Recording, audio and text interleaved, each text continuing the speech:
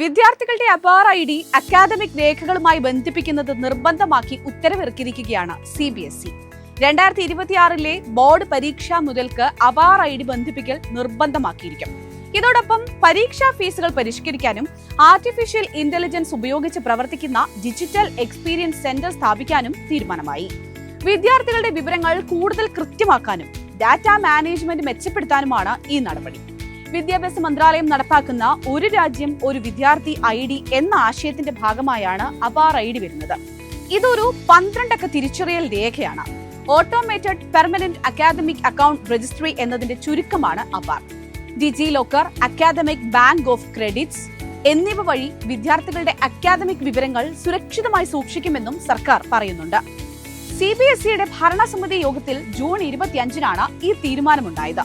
9ാം ക്ലാസ്സിൽ രജിസ്ട്രേഷൻ നടത്തുന്ന സമയത്തും 10, 12 ക്ലാസുകളിൽ list of coordinates സമർപ്പിക്കുമ്പോഴും APAAR ID നിർബന്ധമാക്കും.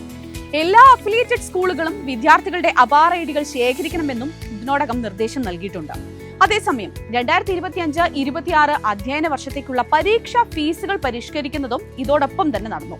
പ്രവർത്തന ചെലവുകൾ വർദ്ധിച്ചെന്ന് ചൂണ്ടിക്കാണിച്ചാണ് CBSE ഫീസുകൾ കൂട്ടിയിരിക്കുന്നത്.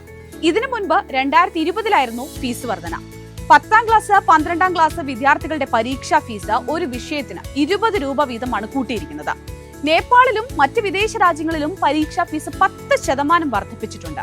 പ്രാക്ടിക്കൽ പരീക്ഷാ ഫീസുകളും കൂട്ടി. ഇന്ത്യയിൽ ഒരു വിഷയത്തിന് 10 രൂപയും നേപ്പാളിലും മറ്റ് വിദേശ രാജ്യങ്ങളിലും 25 രൂപയുമാണ് വർദ്ധിപ്പിച്ചിരിക്കുന്നത്.